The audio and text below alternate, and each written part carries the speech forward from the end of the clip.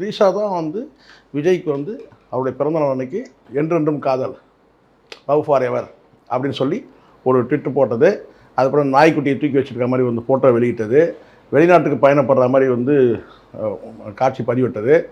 இன்னும் ஒரு படி மேலே போய் சொல்லணும்னு கேட்டால் வந்து தனி விமானத்தில் பயணம் பண்ணது வந்து பார்த்தா அந்த ஃபோட்டோவை யார் எடுத்தாங்க, அது வந்து ஏர்போர்ட்டில் வந்து எடுக்கப்பட்டது, அது யார் வந்து எடுத்தாங்கன்னு ஒரு கேள்வி இருக்கு இல்லையா.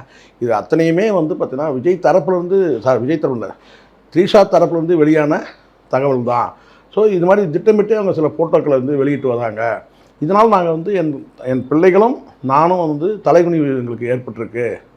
பிள்ளைகளுடைய எதிர்காலத்துக்காக நான் இவ்வளோ காலம் நான் பொறுத்துட்டு இருந்தேன், இனிமேலும் என்னால் பொறுமையாக இருக்க முடியாது சொல்லி அவங்க வெடித்து வெளியே வந்திருக்காங்க.